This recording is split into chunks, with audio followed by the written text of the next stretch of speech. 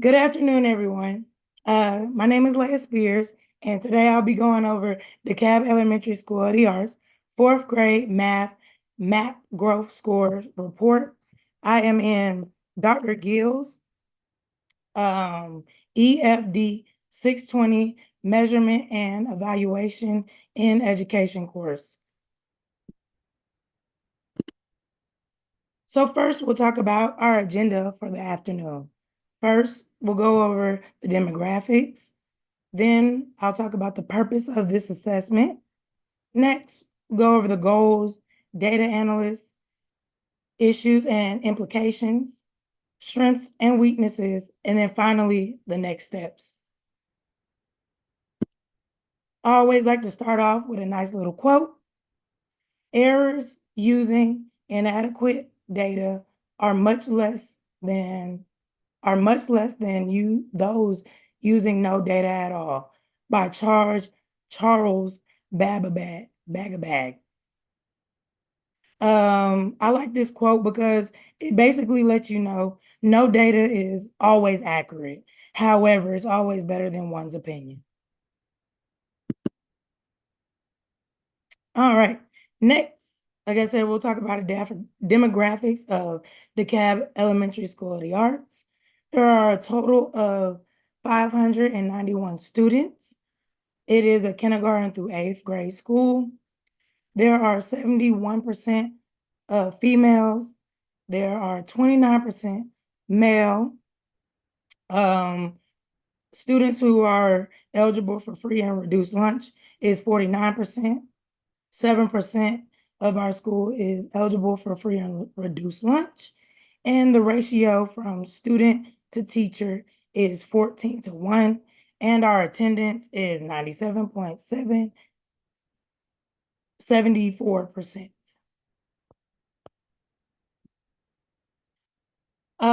So you'll see me put DESA. That is the acronym for DeKalb Elementary School of the Arts. So this is our demographics continue.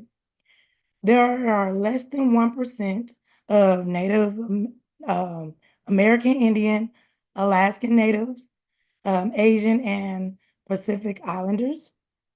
There is 86.1% of Black students. We have a 2.7% of Hispanic. We have a 4.1 multiracial, and we have 6.8% white students. When we move to the economics, the economical disadvantaged students, there is 56.4%. English learners are at a 2.4%, and students with disabilities is at a 5.1%. Now we're going to jump in and get into the meat of this presentation. So what is MAP? What is MAP growth?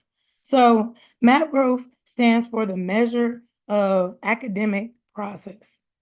The MAP measures the student's growth over time. It displays students' strengths and weaknesses. The reason why I like MAP is because this assessment is designed to help students individually. The more students answer questions correctly, the more rigorous the questions become, and vice versa. The more students answer questions incorrectly, the less vigorous the questions become. So what were our goals for the fourth grade students? So we're going to look at data from fall and spring semester of 2023 and 2024. And then the goals were for our students to for at least 50% of our fourth grade students to grow their RTI or RIT score by at least 3 points. And RIT is the overall score for the students to receive that they received in multiple standards in math. So I'm going to give you a little bit of time if you want to write some things down that you see, but this is our spring semester data. And when you see the red boxes, those are students that are below expectation. When you see the yellow and orange, Those are students who are approaching expectation. Green is our students in fourth grade that are meeting the expectation.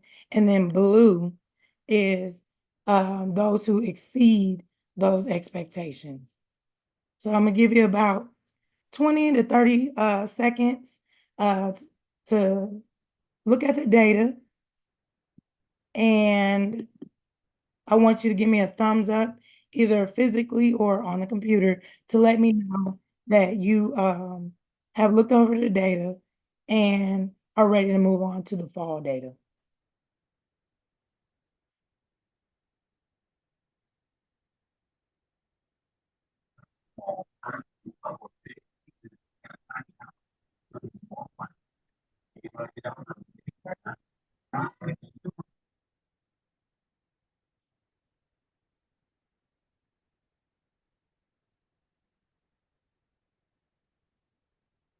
All right, is everybody ready to move on? I see a couple thumbs. All right, good. Now let's move on to our fall data. So fall semester data, like I said before, the red is the low, below expectation. Yellow, orange is approaching. Green is that they meet. And blue is they exceed the expectations. Same thing, I'm going to give you about 20 to 30 seconds to analyze the data and take some notes. And then give me a thumbs up after you have reviewed the data.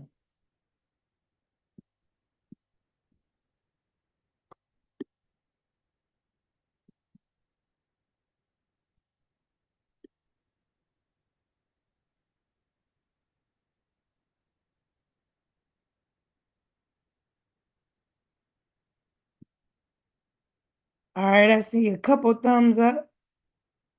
Everybody ready to move on? All righty.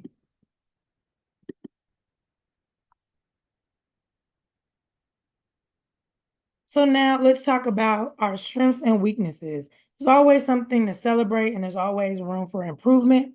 I like to talk about the weaknesses first and then end off with our celebrations. So let's talk about our weaknesses. What I noticed from the data, 4 students from RIT scores went down. So just wondering why their scores might have went down.